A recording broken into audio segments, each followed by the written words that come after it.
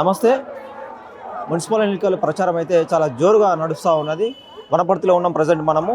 ఇక్కడ ఉన్న చాలామంది అన్ని పార్టీలు కూడా ఎవరికవరకు డెవలప్మెంట్ చేస్తామని చెప్పేసి కూడా ప్రజలతో మమేకం అవుతూ ఉన్నారు. ఒకసారి మాట్లాడించే ప్రయత్నం చేద్దాం. మనం ప్రస్తుతము 18వ వార్డులో ఉన్నాం. మనతో పాటు మాట్లాడడానికి 18వ వార్డు నుంచి కౌన్సిలర్ పిడి జయానందం గారు ఉన్నారు. ఏంటి తన మేనిఫెస్టో, ఏంటి డెవలప్మెంట్, ఇంతకుముందు ఎవరెవరు ఏం చేశారు, ఇప్పుడు ఏం చేయబోతా ఉన్నారు తను ఒకసారి మాట్లాడి తెలుసుకుందాం. నమస్తే సార్. నమస్తే.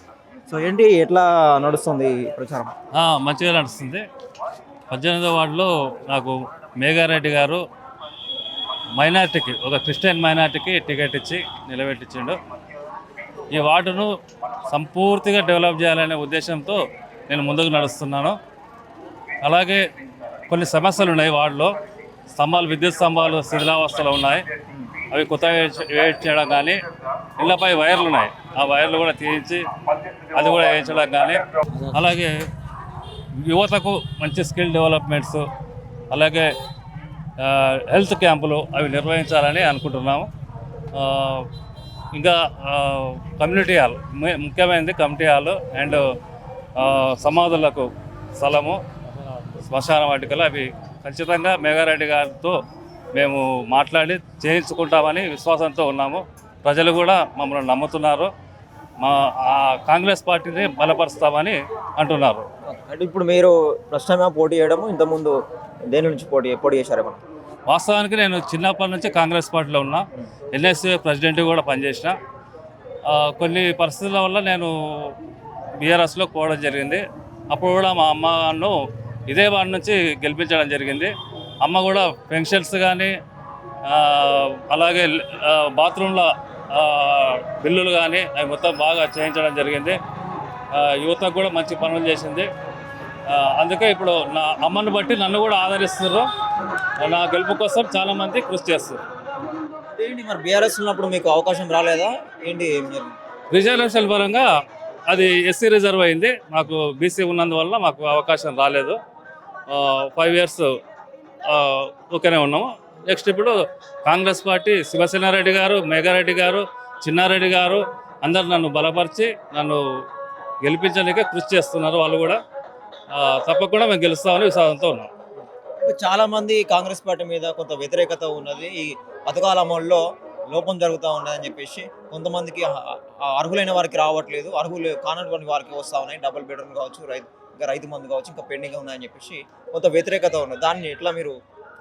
ఇప్పుడు డబుల్ బెడ్రూమ్ కాదు, ఇప్పుడు ఇందిరా మైండ్లు. అవి ఇందిరా మైండ్లు చాలా మటుకు చేస్తున్నాము. ప్రతి ఒక్క అర్హులైన ప్రతి ఒక్కరికి ఇందిరా మైండ్లు ఇవ్వాలనే ఉద్దేశంతో నేను సంకల్పంతో ఉన్నాను.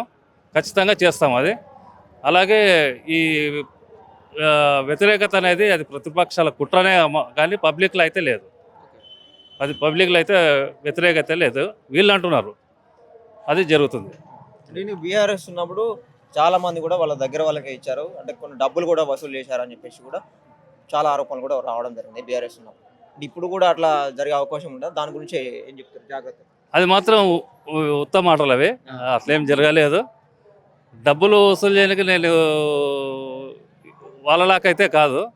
నేను ఉద్యమకారుని. ఉద్యమం నుంచి నేను వచ్చింది నాకు సీటు. అలా జరగడానికి వీలే లేదు. అది కుట్ర భాగంగానే ఇది కూడా అంటారు. అంటే ఈ వార్డులో కావచ్చు, మొత్తం వనపర్తిలో కావచ్చు, అంటే ప్రధానంగా ఉన్న సమస్య అంటే ఏంటి? వాటిలో ప్రధానమైన సమస్యలు ఉన్నాయి. విద్యుత్ లైన్లు అవి శిథిలావస్థలో ఉన్నాయి. ప్లస్ కమ్యూనిటీ హాల్ ఖచ్చితంగా కావాలి. ఇంకోటి అంగన్వాడీ లేదు మాకు. ఆ భవనం కూడా ఖచ్చితంగా మేము సాధించి తీరుతాం. అంగన్వాడీ భవనం. అంటే ఈ స్కీమ్ గురించి కావచ్చు, మేము పథకాలు ఏదైతే పెట్టారో ప్రజల నుంచి ఏ విధంగా ఉంది రెస్పాన్స్? మంచిగా ఉంది. ఏం అడుగుతున్నారు? మంచిగా ఉంది. అదే అర్హులైన వాళ్ళకి అందరూ ఇందిరా మైండ్లు ఖచ్చితంగా మేము చూపిస్తాం. కింది స్థాయి నుంచి తెస్తాం.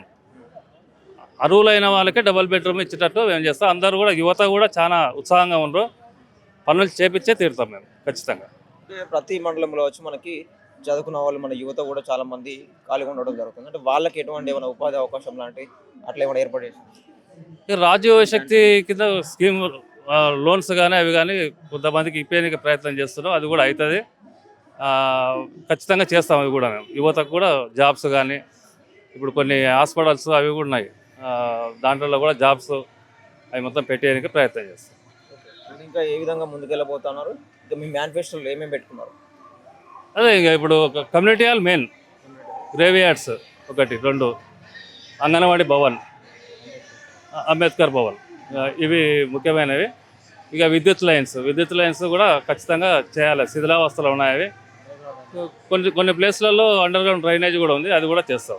ముఖ్యంగా ఈ వాటర్, ఇది మన వాటర్ గురించి కావచ్చు, ఇది మీటర్ గురించి కావచ్చు, బిల్లు రావడం గురించి కావచ్చు, అది పెట్టారు కానీ చెప్పేసి దాని అమలు కావడం లేదు. గ్యాస్ కూడా డబ్బులు రావడం లేదు అని చెప్పేసి చాలామంది చెప్తా ఉన్నారు. లేదు, అది ఉత్తమ మాట అండి. వస్తున్నాయి, అందరికి వస్తున్నాయి. ఆ, కొంచెం అటు ఇటు కావచ్చు కానీ అందరికైతే వస్తాయి, చాలా మటుకు వస్తున్నాయి, అట్లేం లేదు. ఇప్పుడు పథకాలు మాత్రం అమలు అవుతున్నాయని పబ్లిక్ కూడా అంటుర్రు. ప్రతిపక్షాలు అట్లా చెప్తారు కానీ పబ్లిక్ లోపల అయితే ఉంది. అయితే ఎంత మెజారిటీతో గెలవబోతా ఉన్నారు మీరు? మెజారిటీ అనేది ఇంకా 2 రోజులు అయితే చెప్తాం. ఇప్పుడైతే గెలుస్తాం. మెజారిటీ అయితే 2 రోజులు చెప్తాం. ఈ భారీ మెజారిటీతోనే ఉంటుంది, అది చెప్తాం.